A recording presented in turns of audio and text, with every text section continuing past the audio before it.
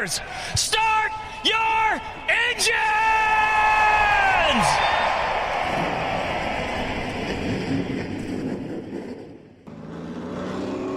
Yellow's out. Danica just about outwrecked him. And she busted her ass. What is up, everybody? We are back in the studio. It is currently Friday, September 22nd, episode number 52. If you notice, we hadn't played our intro the last couple of episodes because we were kind of getting tired of it. But I felt that it was very appropriate this week because obviously in our intro it talks about Danica. And I want to start off this episode by a solid middle finger salute to Danica Patrick. We'll get into the messy bits here in a second. We're going to do our normal stuff first, but that will be the first topic of the show today. So, anyway, the green flag is out. We're ready to roll 3 wide with DJG. Dakota, how are we doing this week? We're doing. We talked about my job search. Still doing that, but other than that, fine. Just got back from a trip? Yep, Tennessee, and it was 2 trips to Tennessee in 2 weeks. And I don't want to go back. That. Yeah, I was like, I got back and I was like, I can't do it again. I'm burnt out on that part of Tennessee. It was crazy both trips. The first trip we went on was Labor Day, so it was busy. And then the second week we went, there's like a big car show that happens every year, and apparently nobody knew about it. So Pigeon Forge was basically shut down. So it was horrible trying to get through. But no, that was fun. I want to go out west. Like, I've had the urge to just like say fuck it and just pack my car up and just go somewhere out west and get away from here for a while. The furthest I've been is Oklahoma. And if you go certain routes, I'm sure it's very scenic. Mm-hmm. But, oh my Lord, that drive to Oklahoma was the worst thing ever. Yeah. I could never live in California, but Shalina's lived in California before, and Maya was born in California. So I would like to go see it just to say I've been there. Mm-hmm. I don't think it's anything that I would necessarily enjoy, being like, oh, I have to go back, but I do think it'd be cool to see that. So I want to go to, like, Colorado and... Well, I see TikToks of people posting like mountain Montana. views. Yeah, I'm thinking Montana, Wyoming, somewhere in there. It's just so pretty, and I just want to get away. Absolutely. But how have you been? Well, so I've been better. I mean, it's not anything catastrophic by any means, but I don't know, that might have sent me over the edge. I was stressing out about it. So, leaving your house last week after the podcast episode, I'm cruising home, windows down. I'm actually driving the speed limit on this road for the first time in my life just because the weather was so nice. And Shalina had sent me a song that she wanted me to listen to, so I had listened to it. And as the song ends, a deer comes sprinting out of the woods and in front of my car, and I had no time to hit the brakes before I hit the deer, and I smoked the deer. I was going about 40, which, whatever, but I drive a little Ford Focus ST, so it doesn't win most of those battles. Right. I thought for sure they were going to total it. At first I didn't, because I was like, it's just cosmetic. Well, then I finally got it to the body shop, and I went over there and looked at it and lifted up the hood, and I was like, oh. I was like, it looks to me like some of this stuff got shoved back. Airbags didn't go off, which I'll get to that in a second. I'm okay. Deer didn't make it. It suffered. I hated having to watch that. That sucked. But I am going to tell a story about the lady. So this deer, I hit it, and it's in front of my car, and it's struggling. It manages to work its way like 30 yards down the road to find its final resting place. Mm-hmm. Well, where it took its last breath. I'm sure it got dragged into the woods by coyotes or something. And it's at this house, in front of this house. So on the left side of me, I have the woods, which the deer came from. On the right side of me, I have this massive privacy fence. So I have no idea where the deer was even going. Right. And there's 2 driveways. One driveway leads to a gate that leads to a barn on the other side of the privacy fence. The other driveway in front of that leads to the house. So it dies in between the two driveways. And this lady walks out and she kneels down and starts petting this deer.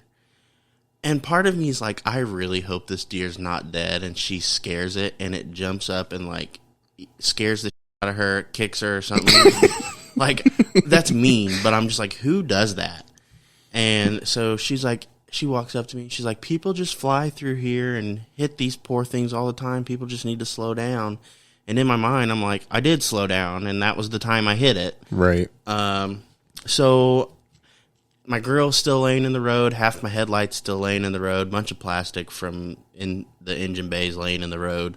And I'm like, I'm not touching it till the cop gets here. A nice gentleman. I didn't catch his name or anything, but he stopped, asked if I was okay, called 911 for me. So I'm standing on the side of the road, leaning up against the car. I send Shalina a picture of it. She freaks out. She calls me. She comes out. I send the picture to you. You guys show up. Thankfully, because I didn't have to pay for a tow bill. Yeah.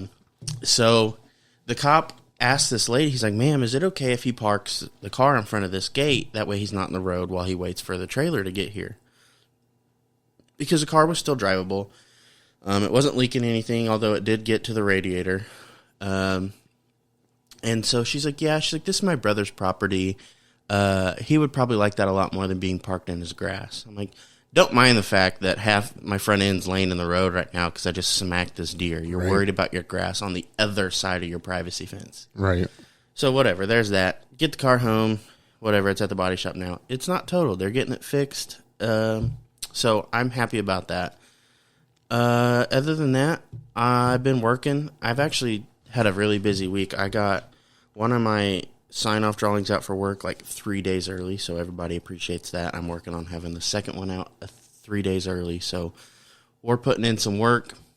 I think I finally have a free weekend of nothing to do, Which is always nice. I think Shalina and I might go clothes shopping because we have pictures coming up October 7th, I believe. Mm-hmm. But other than that, it's been worrying about my car. That's about it. Right. But we're rolling. Yeah. So, if you don't have anything else to add, I'm going to get into the first topic here. So, this was Martin Truex Jr.'s ex-wife, correct? Ex-partner. Ex-partner. Yeah. Okay, they weren't married. Right. Sherry Pollux. She had fought cancer for... I believe it was since 2014.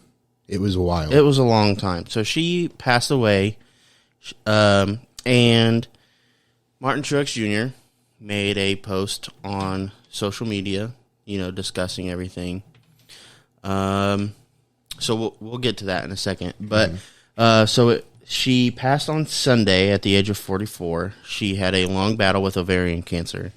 She was crucial in the founding of Catwalk for a Cause, which has raised over $4 million since 2010. In 2020, her foundation partnered with Novant Health in Charlotte to open the Sherry Strong Integrative Medicine Oncology Clinic. That's a lot of words. Following the news of her death, many within NASCAR provided their thoughts and prayers to Sherry's family and friends. So, I just want to interject real quick and just say this lady was a wonderful person who did a lot of good things for children with childhood cancer. So, in my eyes, she's a saint. Didn't deserve what we're about to talk about. So, neither did Martin Truex Jr. Absolutely in that case. I mean, I know that there is a lot of tension around the subject of Sherry and Martin Truex Jr. Right. I will say, Danica said that when they broke up, there was a lot of like, what happened, what have you. And I just want to say, it's nobody's business but theirs. And I just think that what Danica did is just highly, highly inappropriate. Yeah. Okay. So Danica took Martin Truex's Instagram post and added her own comments to it. It says, I avoid negativity on social media at almost all costs. Almost. ... But this is the most insensitive, disconnected statement from a guy that I have never liked, and obviously for a good reason. I don't care what happened between them, but this is as cold as it gets. A PR rep wrote this guaranteed. You're free from this now, Sherry. Yeah. And I just, not the time, not the place. Just keep your mouth shut, honestly. And I have two thoughts on this. Hearing that back again, because it's been some time since I heard it. One, Bitch. yeah, I mean, even if it was PR, which I don't know, I mean, it's whatever. He would have had to sign off on it. So, I mean, I think he meant it, like, regardless if he wrote it or PR wrote it. Absolutely. The second thing I want to say is that it's just, like, I agree with you. It's not the time or the place. It's really not your business to be stepping in and trying to start unnecessary drama. Like I told you, like, if there was some bad blood between Sherry and Martin Truex Jr. and Sherry wanted it to be known, she would have made it known. Like, she was not scared about what anybody would have thought. And if she wanted to put him in a bad spotlight, she absolutely could have. Right. I think it's just disgusting to to do that. I mean, especially because, like, obviously that's a devastating time for her family. yeah, And it, like, in that moment, anything that she dealt with Martin Truex Jr., allegedly, what have you, was water under the bridge. Yeah. That didn't matter at that point. Yeah. What mattered to them is that they lost someone that they loved dearly, and Danica's out here bringing up this drama for no reason. Like, sorry for just I can't wrap my head around why. I mean, no, she I felt agree. that was appropriate. No, I agree. And it's just gross. And I told you, you know, I hope that I had an ounce and a half of respect for her. Especially being, you know, one of the first women in NASCAR, all that stuff. I've praised her in the past for what she had to go through.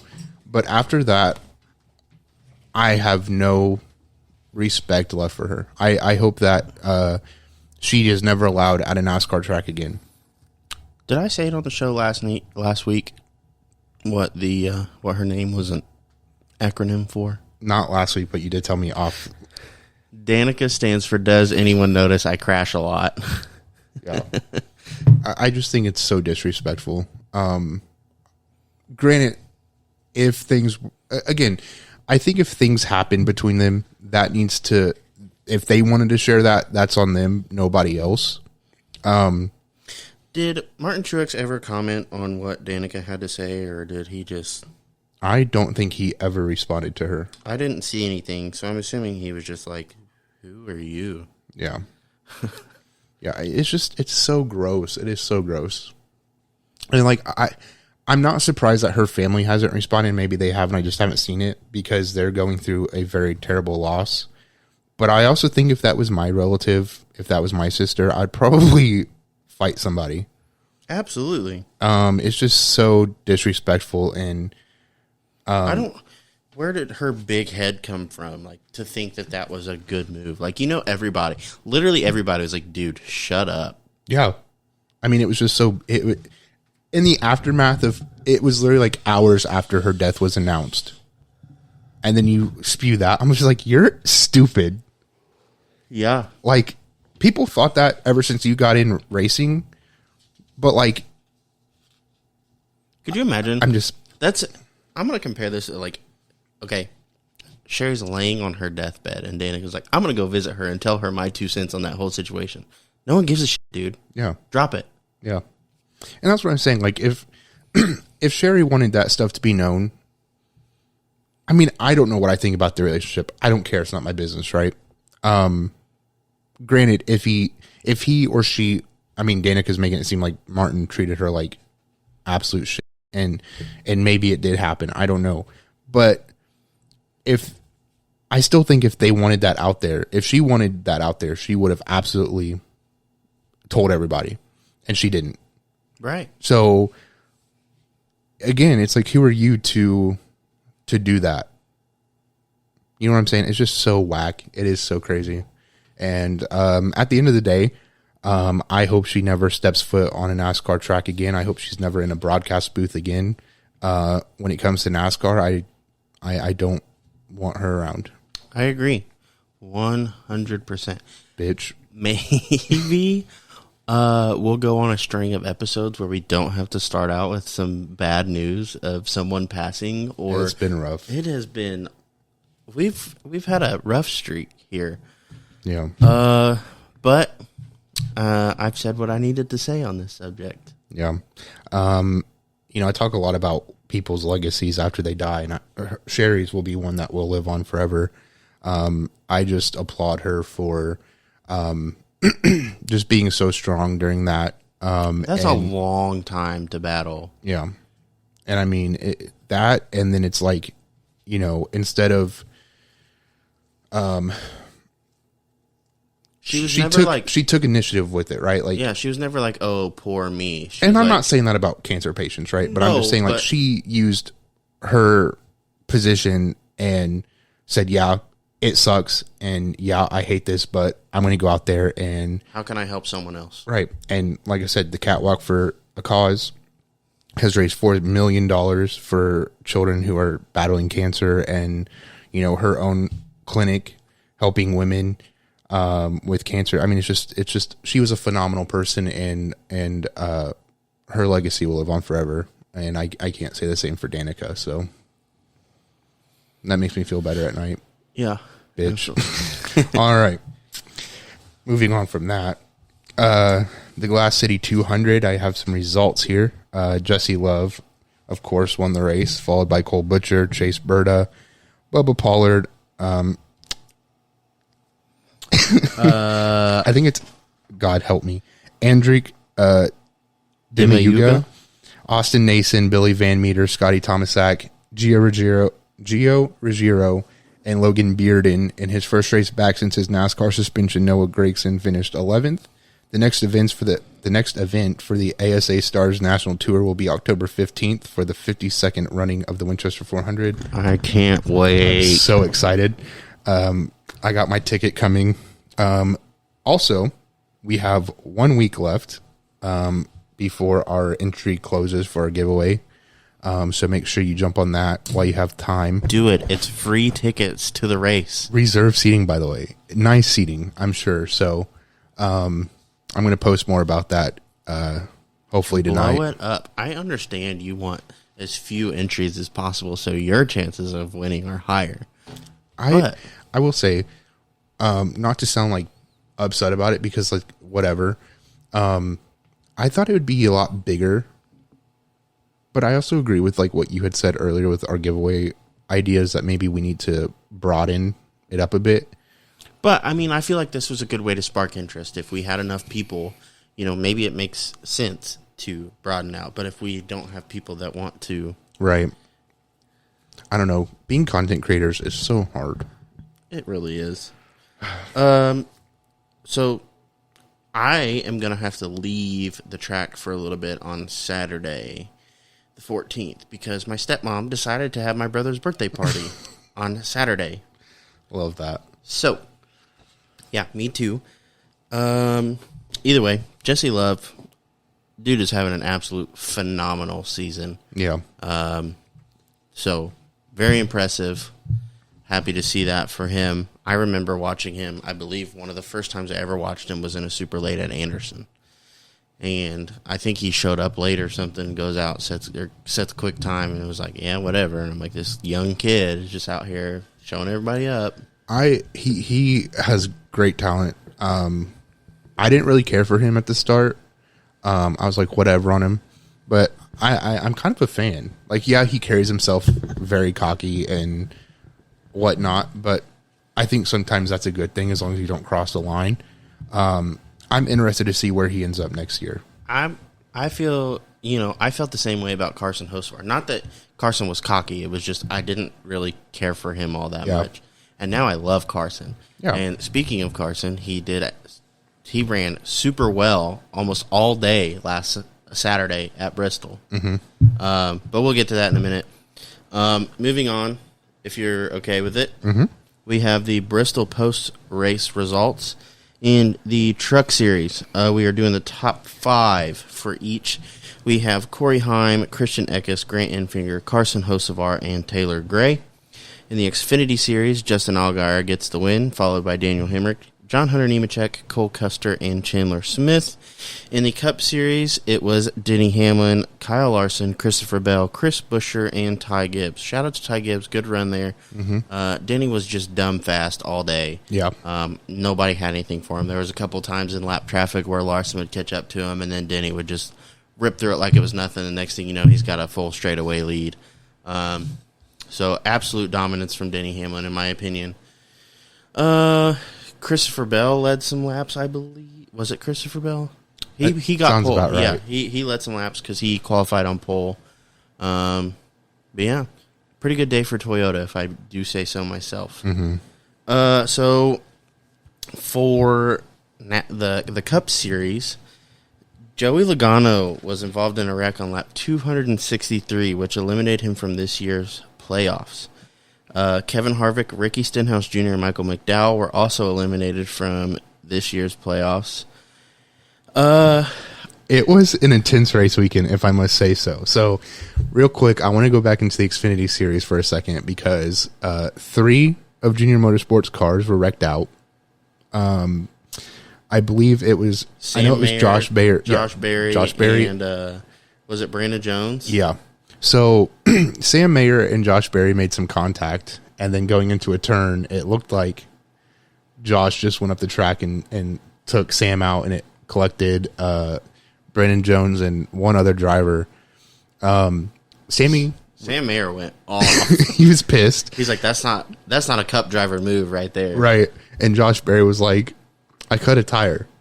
And I think it was inconclusive what happened because they went back and watched replay several times and they're like, it might have went down here. I thought that was interesting. And then in the Cup Series, Joey Logano, what happened, if I remember correctly, was Corey LaJoie went around in a turn, came back up, and it collected Joey and several other drivers as well. Joey was trying to squeeze between him and the outside wall, and there was a car to Joey's outside, and he just got pinched, and it tore up the left rear. Yeah, it was destroyed. And so it dropped him down 4 points below the cutoff. He was bouncing around between 3, 4, and 5. Yeah. So I was like, he's going to get cut, but it's possible that somebody else wrecks out. I mean, it was a 500-lap race. Bubba Wallace was able to stay in the playoffs 4 points above the cutoff line. I thought it was just a crazy weekend. I also saw that somebody took a cucumber and put it in a condom and threw it at Denny. Dude, that cucumber was like a foot and a half long. It was wild. I want to talk about... I wish I had the list. I could pull it up, but... So Bristol, the night race, they let the drivers have a walkout song and all that. And some of the songs that these guys choose, I look at that every year, and I'm just, some of the songs are funny. I forget who it was. Maybe it was Cindric. Somebody had Goofy Goober, SpongeBob SquarePants. Did they really? Yeah. Hold on. Who else had? Someone had. There was a guy on TikTok. I forget his name. Was talking about the drivers and their intro songs and how some of them had zero ties, like any relation to the songs. Somebody did. Austin Cindric. Yeah. Ross Chastain's was Watermelon Moonshine by Lainey Wilson. Someone had Many Men. It was one of the Dylans? Ty Dillon. And let's see. Joey Logano's was something about a champion, a former champion or something like that. Champ is here. Champ is here, yeah. Chase Elliott was 24 Karat Magic. His car looked nice. Because he had the Napa Gold sponsorship. Yeah. Let's see. Ties, it was Don't You Forget About Me. Martin Truex was Thinking About Me. Michael McDowell's was Get Out of My Way. I love seeing the play, or the, not the playlist, but the songwriter lineups, because I think it's very interesting on what drivers pick. But no, Chase Elliott's paint scheme was phenomenal. I loved it. Maybe at the end of the season we do a episode where we kind of like rank some of our favorite and worst paint schemes, because I think that'd be interesting. I think that would be, if they changed it up enough, that'd be a cool segment to have every week, like the best and worst paint schemes of the week. Yeah. I also thought about doing a segment where we talk about like who stood out to us and who disappointed us, but I was like, Michael McDowell actually had a really good run. Yeah, he finished, I believe it was top 10. Yeah. And he was making a run for it. He was really trying. I'm kind of bummed that he didn't make it through, but I was definitely shocked that Joey Logano got eliminated. Defending champ. I think it's the first time in history that a defending champ got eliminated the first round. There was another argument round. of someone saying if someone doesn't make it to doesn't win the championship, like, do they need to fix the playoffs? And I keep sitting here thinking, I'm like, no. Yeah. Just because you have this, you dominate the whole season, doesn't mean you win the playoffs. Just because a team goes undefeated in a regular season doesn't mean they win the Super Bowl. Right. Like, it's just not guaranteed. I don't understand how people don't get that. I mean, I think, because, like, I think when it first got introduced, I didn't really care for it, but I was also, like, 12, so, like, I wasn't watching NASCAR, like, that deep. I would just turn it on and watch it. So you're saying that you like the way it is? There's a couple of changes I would make. Right. Being that, because when they start the playoffs, they don't reset their points, do they? I think they do. Do they? Yeah. Well, if they because don't, they add in all the stage points and stuff like that, playoff points. But that's what I'm saying. Like, none of the stuff that they get throughout the season, like, you have your points so that qualify you into the playoffs, but none of that should matter once the playoffs start. Everybody starts at 0, and you go from there. Yeah. Because it's like, okay, in NFL or the NBA or the MLB, like, you do really well during the season, that helps your seeding in the playoffs, okay? But at the end of the day, once the playoffs start, your record goes to 0-0. I would agree with that because, you know, like, they use points to determine the regular season champion. So After that that should be all that it is. And then, yeah, I agree with that. Because I know, like, I don't want to say I know, but, like, I believe when they reset the points and then add in the points that they gotten in that round, I think everybody starts at, like, 3,000 points. That's what I'm saying. So, like, everybody should start 0. So, basically, you get points in that round for finishing well. Yeah. You win a race, you move on, and then it trickles down. Whoever has the highest number of points, so on and so forth. You move on. Move on to the next round. 0. Yeah. No, I agree. I think that would make a lot more sense, especially for people who watch that don't understand how the point system works. I think that would make it so much simpler. It is kind of confusing. Yeah. I No, mean, it is. Unless you're like us, and half the time I don't know what's going on. I'm like, huh? We have a general understanding, and Yeah. it's like, but no, I agree. Silly season stuff. That's always silly season racing. I feel The last couple years, silly season before would happen during the off season, or pretty close to it. Now it's kind of like silly season said can't stop, won't stop. Yeah. So to kick things off, Zane Smith and SVG have signed a multi-year deal with Trackhouse Racing. We saw that coming.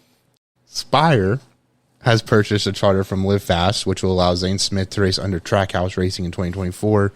Now, there was some speculation that maybe this was a lease deal.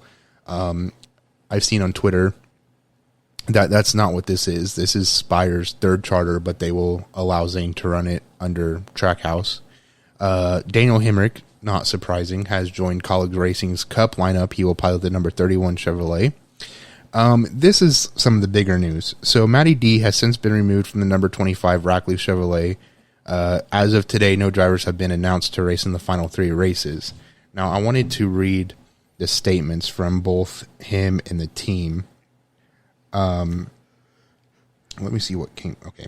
So Rackley, their statement says Rackley has reached the decision to make a driver change for its number 25 NASCAR Craftsman Truck Series entry for the remaining 3 events of the 2023 race season, which include Talladega, Homestead, and Phoenix.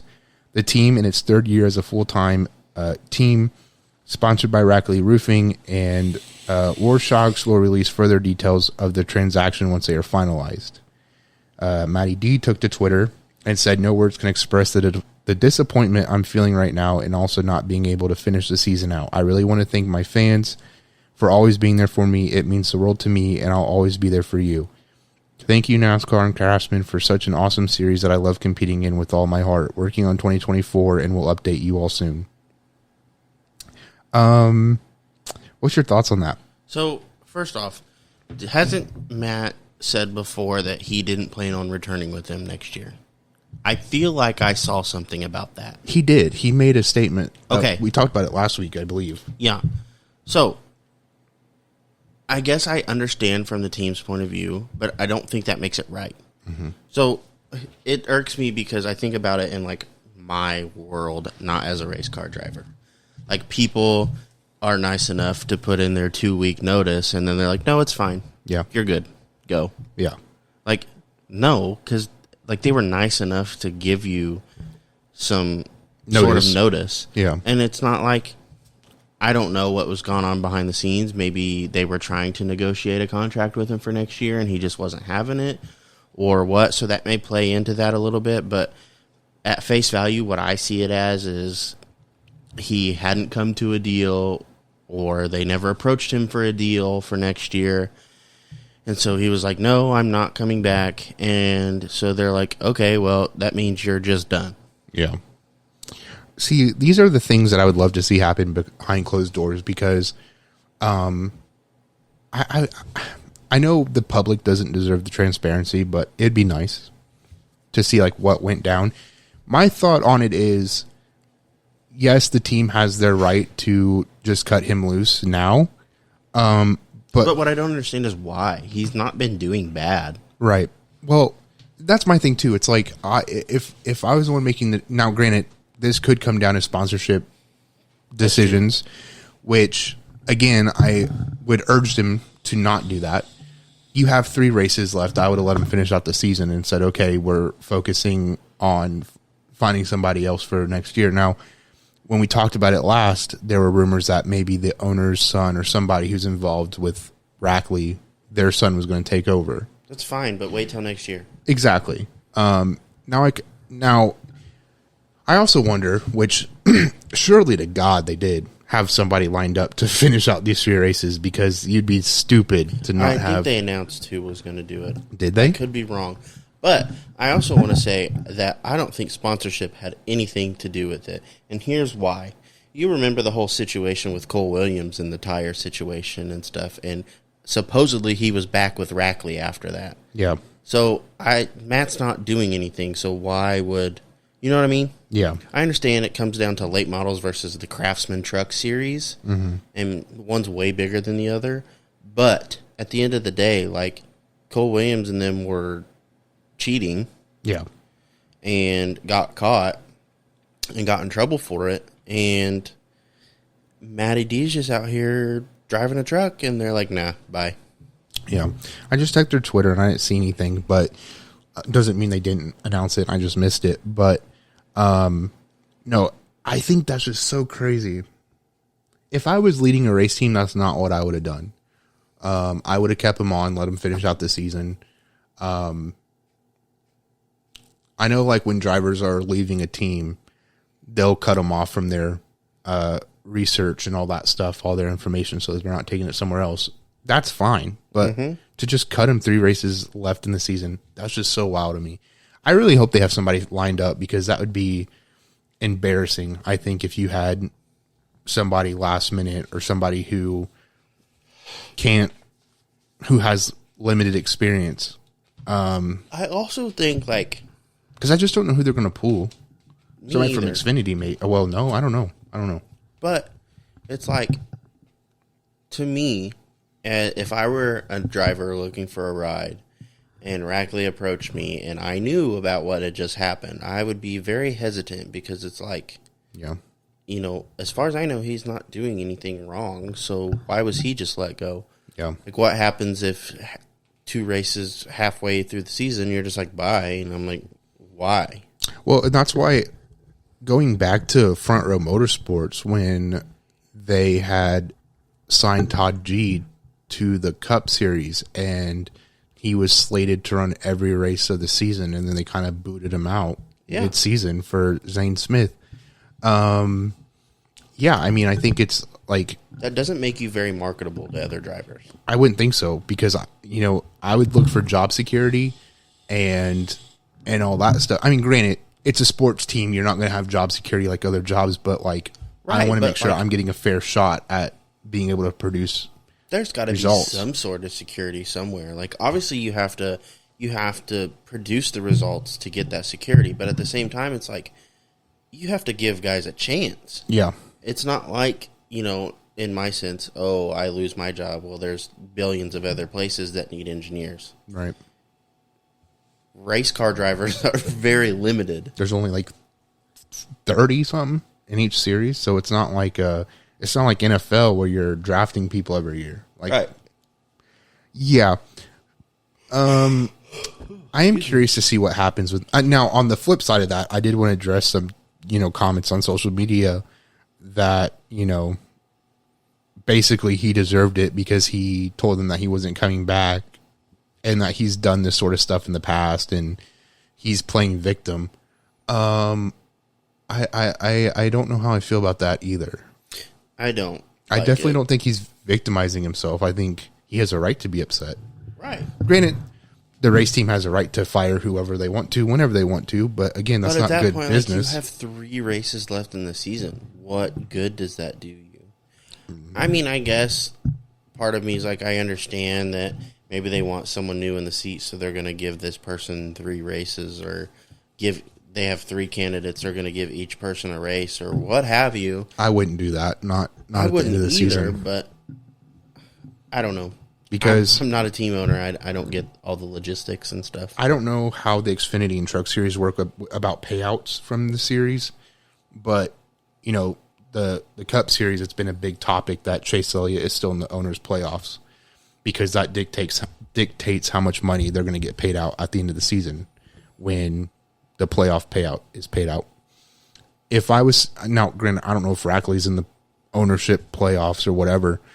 But if your performance dictates how much you're going to get paid out at the end of the season, I wouldn't just cut the driver who did so much for you on track.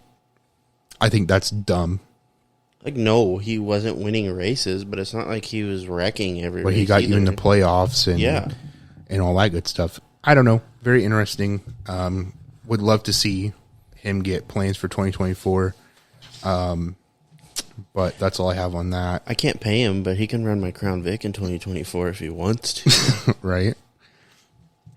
All right.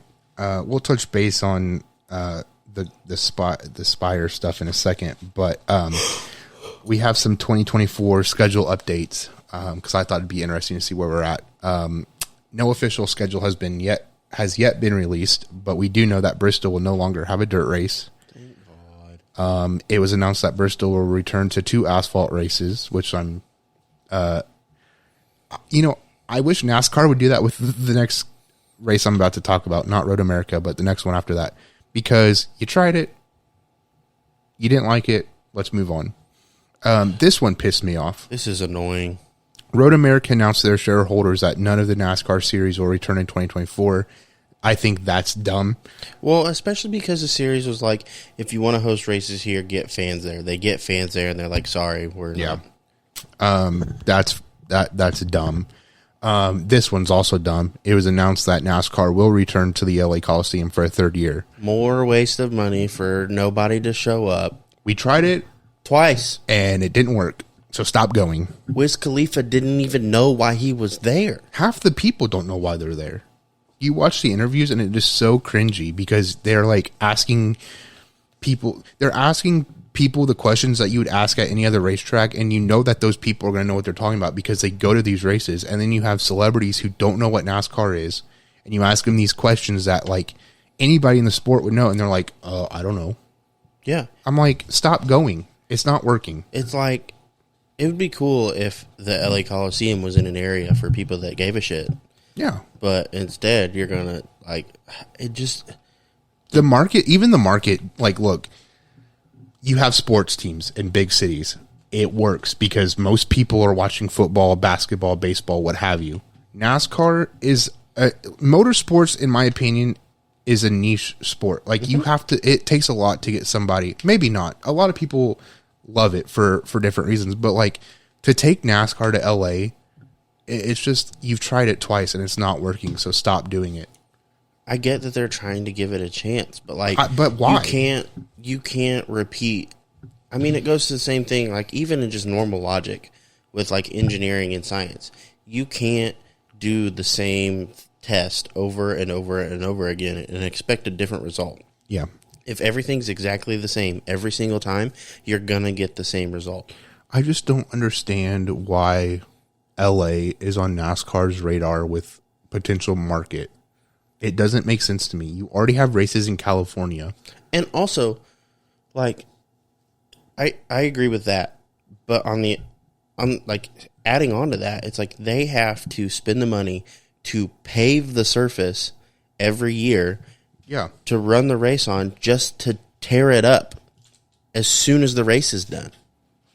I also want to add that I don't see, and maybe it's not, but there's no way in my mind I can see that race being profitable for NASCAR because, one, they have to create the track.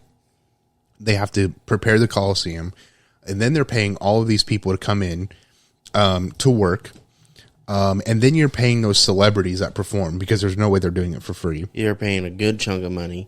So it's like there's no way you're making money. Zero return on investment there. Because I'm thinking about this, I want to see if I can find the TV ratings for LA because I just have a hard time. Yeah, I mean, so according to this source, it averaged a 2.0 rating and 3.65 million viewers on Fox, down 13% in ratings and 15% in viewership from last year. When the event took place the first time, the first time they had it, it brought in a 2.3 rating and 4.28 million viewers. I will say, like me as a short track fan, absolutely, I'm going to watch it. But I'm watching it on TV. Yes, but my thing is, I just don't understand what they see in that market. I'm not going to say NASCAR doesn't belong there because that's not my right to say that. Like, you can watch NASCAR wherever you're at in the country. I'm not saying that there aren't fans there, but it just does not make sense to me to drop all of that money into this race that you've tried twice now. After the second time, I would have said, we're done. Here, I'll explain it like this. NASCAR needs to go where the people are and not...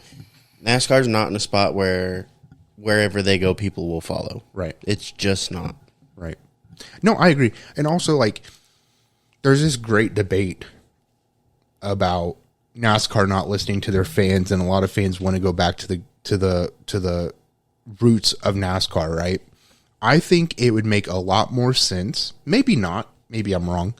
But if I was running NASCAR, I would do whatever I could to support the existing short tracks that we're losing every day, right? Like, instead of investing all of that money... at some point, NASCAR's not going to have a pool of drivers to choose from because they've managed to let all the short tracks die. Yeah. So, according to this, to use the Coliseum, it cost $1 million, but they ultimately spent significantly more. So, I mean, millions of dollars the last two times, now the third time. I just think it'd make more sense to invest that money into going to... I mean, North Wilkesboro is rumored to get a points-paying race this coming year. But, like, okay, Winchester, let's drop money here to hold some type of race, right? And bring people into that and support that track. Let's go to this track. You know, there's so many tracks that I think are possible to come back. It's going to cost money, but like we brought North Wilkesboro back. So bring back all these other tracks that have gone away, or do what you can to support existing short tracks. Don't go to the other side of the country and build a small track in the Coliseum and hope it works. So now I don't know what the seating capacity is at Bowman Gray. Let me look. I know it's relatively large. I want to compare it to the LA Coliseum, right? Yeah. But At first thought, obviously it's on the complete opposite side of the country. But it's where your market is.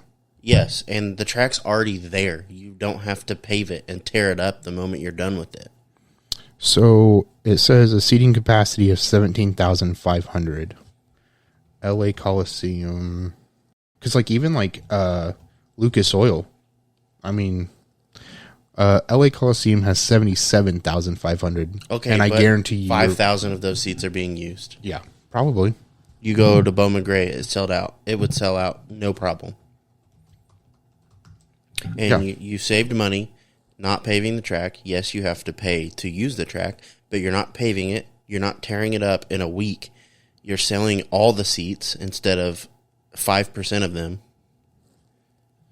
It just makes... And plus, all the teams are way closer to South... Is it South Carolina? I think it's in South Carolina. It's in one of the Carolinas, I think. Yeah. All the teams are way closer to that than they are to L.A. So I wanted to see how many people actually went. Because, of course, there's an article by Bob Pockrice. So I wanted to see. Bobby! He's a good guy. I want to meet him. Did you see who was it that shoved him? Was it Blaney? Blaney. So it said it appeared that there were 50,000 people in attendance. I don't know if I believe that. No way.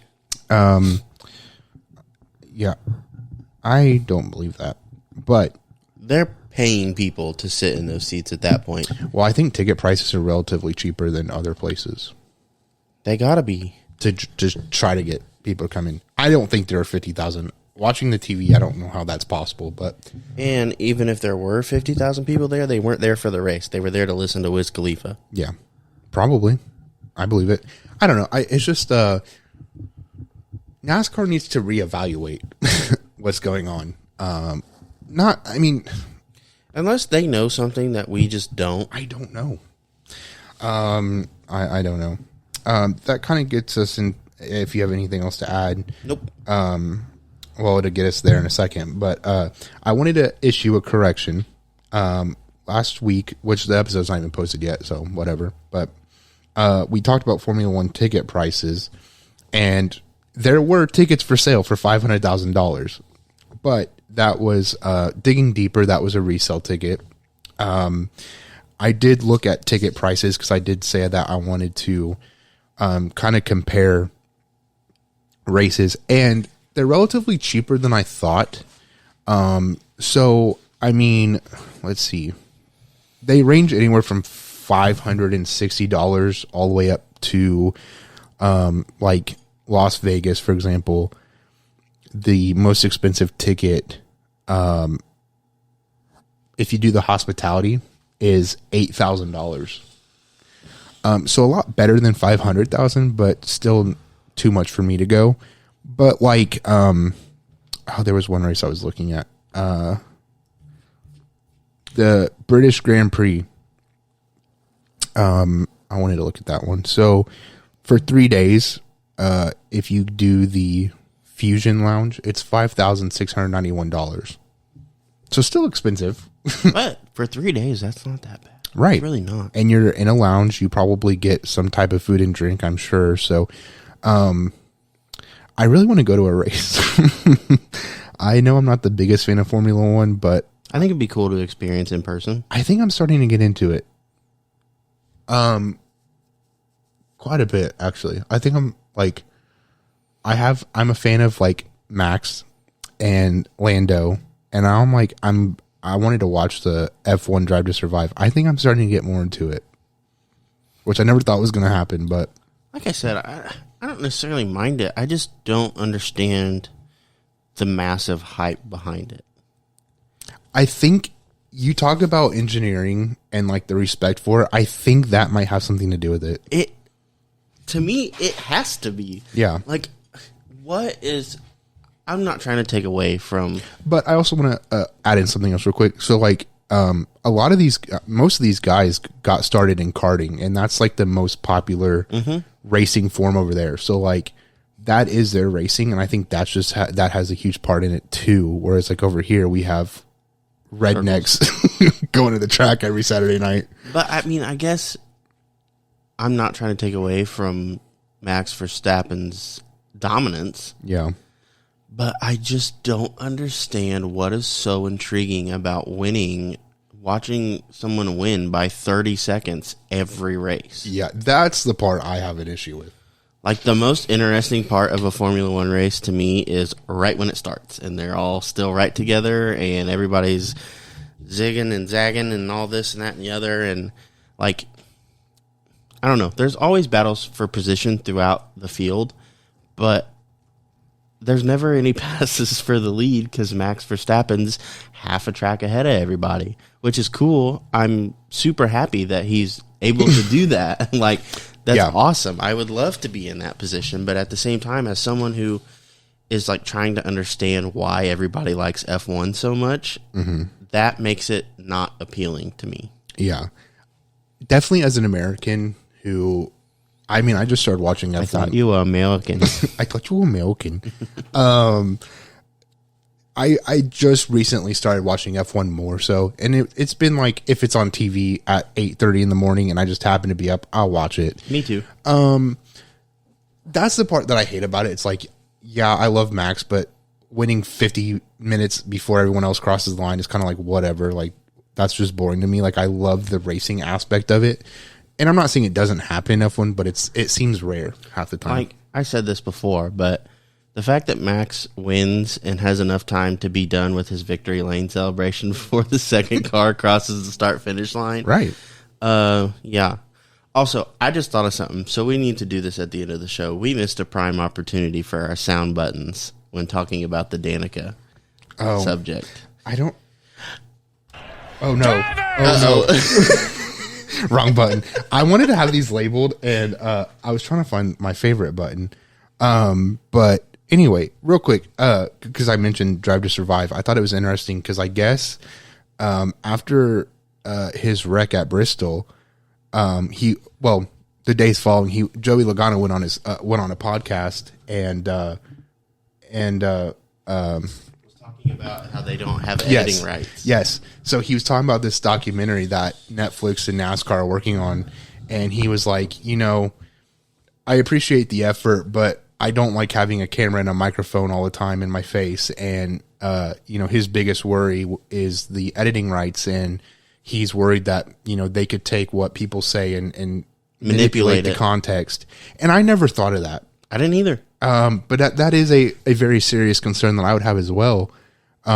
Because that does happen. You could say one thing and people take it out of context. And, I mean, even like you see it on live television where, during commercials, they play snippets of stuff, like someone saying something, and it's voiced over the specific scene to make you think that it's about that, and they are not related whatsoever. Right. It's that definitely not something that I thought of, but very interesting. The last topic that I had, if you didn't have anything else, was the price of the charter that was sold. So as I said earlier, Spire purchased a charter from Live Fast at $40 million. I believe the highest in history. I wanted to discuss our thoughts on the charter system as it's been a debate also. And then I have some statements from people on social media who were kind of going back and forth, but we'll start with our thoughts on it. I mean, that's entirely too much. Yeah. Because we sit here and talk about how they tried to make the next gen, when it was the next gen car, they were trying to make it affordable for everybody. But when you have to pay $40 million to have an extra car, like, it's not affordable for anybody. Yeah. The first thought I have is it's crazy to see how much the charters have increased in value. I know I believe it was Eric, his podcast with Brennan Poole. Eric had asked Brennan, how much do you think a charter's worth? And he was like, we're looking at 30-40 million. This was way before this happened. But I saw somebody else talk about how they remember when charters were like 2-3 million. Right. Why is it so much? Right. And so a lot of people speculating that the charter, well, they're not speculating. A lot of people are saying the charter system's working as intended because it's giving teams value. But I don't know if I agree with a $40 million valuation. But you're also literally forcing small teams out because Yeah, and that was some of the comments being made. So none of these small teams they can't afford one charter, let alone have multiple cars. So Tommy Joe Martins, somebody had asked him. They said, so I know you love the idea of a charter system. Do you still think this way? And Tommy said, I think it's worked exactly as intended. Built-in security. As an owner, I'd love to see them in all three series with one exception. You can only get charters in one. The most confusing thing in NASCAR is Cup team driver involvement in the Xfinity series, and that's saying a lot. And then Brett Griffin had something to say about it, and he said it's time for the guys that can't stay on the lead lap to cash out. Pissed a lot of people off, and I have to agree. That I was like, that's just a shitty take. Tommy responded and said, I have a lot of respect for you, Brett, and what you've accomplished, and I'll never understand why you chose to disrespect so many drivers and teams trying to do more with less. The shtick sucks. Working for wealthy, successful people does not make you better and or smarter, just entitled. And then Tommy responded to one other person I thought was interesting. He said, with the Live Fast news, I think it's pretty obvious now that there's no place for small Cup Series teams. With the costs associated, it's now a very exclusive, affluent group of people. I see a few more cashing out soon. Upscale, partner up, or be gone. This is the new NASCAR. I would have to agree with all three of his statements. I think that it's very unfortunate that there is no place for small teams anymore. Which is why the debate on the charter system has been relatively big lately, where we hear that Francis wants to get rid of the charter system and do away with it. And a lot of people miss the idea of having, 38, 40 car field? I think it was like 43 car field, back in the 80s and 90s and maybe even early 2000s. And now it's not that anymore. I also have to say that I agree with the idea that the charter system should not guarantee you entry into a race every week. Somebody had said, and I think I talked about it last episode, but somebody said, I don't like the idea of the charter system giving teams a guarantee into a race. If you blow a motor or you wreck out in qualifying, you shouldn't have the ability to race on Sunday. Mm-hmm. It should go back to how it was back then. I just think $40 million is a bit much, but I know somebody else, I didn't screenshot it, but they were like, well, one of the NBA teams just sold for $2 billion.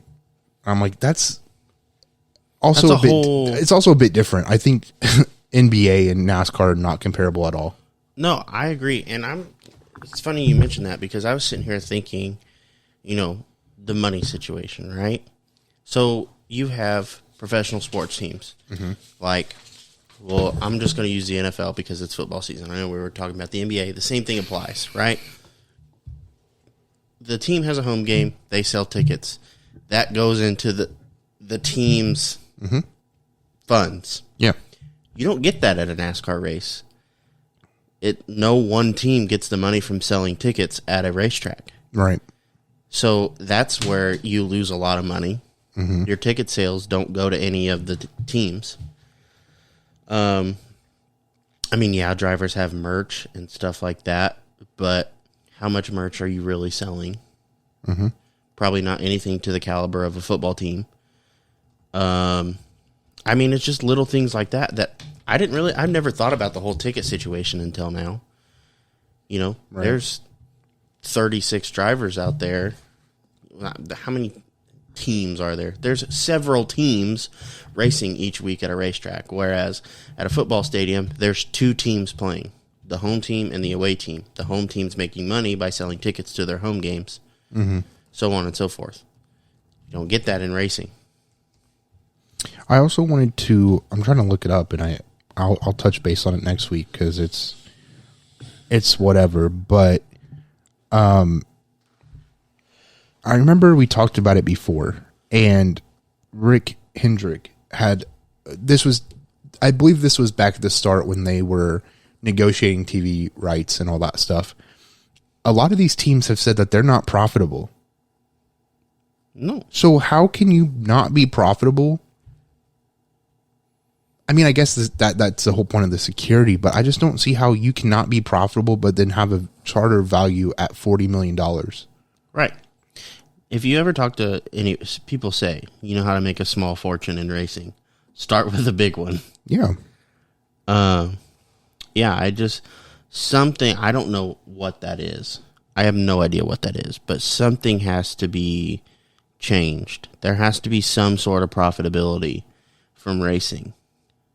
Yeah, because back to my thought real quick, it's like you have a charter at $40 million valuation. And that's just basically how much somebody wanted to pay for it. Like, I would not have paid that much money for it. But if Rick Hendrick and Gibbs and your top teams, I should say, are not profitable at the end of the year after payouts and all that, winning championships, I don't understand how. Yeah, it gives you security, but then at some point, nobody's going to want to pay $40 million for a charter. So now you're sitting on a charter that's at some point is going to run its value and not be worth anything. I don't know why anybody would want to go. That's also the other thing real quick. One, I don't see how anybody would want to go in NASCAR under this current system, just because I don't see people paying $40 million for a charter if they're never going to make that money back. Granted, yeah, now they have a charter that they could resell for $40 million to get to break even at the end, but you're going to have to find somebody who's willing to pay that. But two, we've seen Michael Jordan get involved in NASCAR.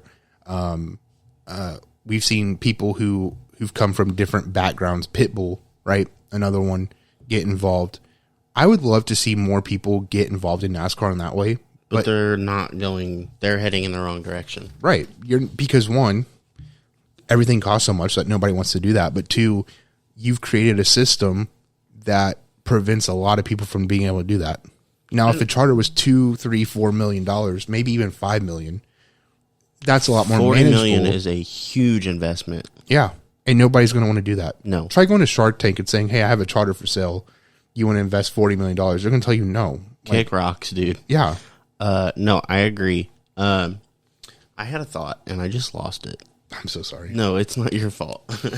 But, no, I agree. It's eventually there's not going to be anything to do with it because nobody can. Oh, here's my thought. If they're still not having any sort of profitability or anything like that, are the sponsors really that helpful? I'm sure they are, but like if you're still losing money, I think the sponsors are helpful in that they're able to reduce the amount of money you're losing. Yeah, I mean, sponsorships $20+ million a year. So yeah, I think it helps them get by to stay in business, but I mean, at the end of the day, they're still breaking in the black, right? Or in the red, I should say. They're negative at the end of the year, barely breaking even. So I also think like at some point, I don't know. I mean, sponsorship's been another big topic in racing where like we've seen Mars get out of it. We've seen big name brands get out of it. I wonder how long the sponsorship model works. Because at some point, these brands are like, okay, maybe this money could be used elsewhere. Yeah, I think deep down, a lot of these sponsors already know that. Yeah. But there's going to be a tipping point, and I don't feel like they're very far from it. No, I agree. It'd be interesting to see what happens if like the sponsors decide that, we're going to go a different direction. I mean, we see it in short track racing all the time. At some point, I think it's going to kill NASCAR. I mean, if Napa, instead of wanting to pay Chase $20 million to be on his car, if you want to toss us like $5-10 grand for the podcast, hit us up. That's nothing. Yeah, I mean, now I'm not saying that every sponsor would walk away from NASCAR, but no, but I feel like you'd lose a lot for sure. Yeah, I mean, I guess like that's another thing that I would love to see from sponsorship side of it is like, are you getting an ROI and how? Because like being on TV, it's like, are you really seeing a value there? Right. Because if you're not bringing in any more sales than you did before jumping on a race car, I mean, it's like, I don't see where you're getting your ROI. I firmly believe that it's going to take one of the major sponsors to get up and leave, and several others are just going to go with them. Well, I think when Mars left, I think it started, a lot of people got concerned about some other sponsors. Mountain Dew's left, I believe, didn't they? I think I mean, so. they're still around, but because was it Justin Haley was sponsored by Mountain Dew at Bristol, but like I haven't seen Mountain Dew on Chase's stuff in a while, if I remember correctly. So, yeah, I don't know. It'll be interesting. I agree 100%. But that's all I have for this episode. That is all I have as well. I know we already touched base on it, The but f*** has Kyle Petty got to do with this? Hold on. But that's not what Kyle Shut Petty up, said. bitch! here we go. Hey, Danica. Shut up, bitch! No, please enter the giveaway for the Winchester tickets. We want to try to get as many people as we possibly can. We want to do this more. We want to be able to give back more and just give other people. We want to know that we want our fans to know that we appreciate them, but we need people to participate. Yeah. And we have a select few at the moment, so Yeah. I mean, I guess it is what it is, but I think we're just wanting to keep growing. So please find the post on Facebook. I'm sure Dakota and I will probably share it again tonight, sometime this weekend, whatever. Yeah. But please follow the steps on that, enter the giveaway, and we will draw the winner next weekend. So with that, hoping to be back in the studio next week. And thanks for hanging out.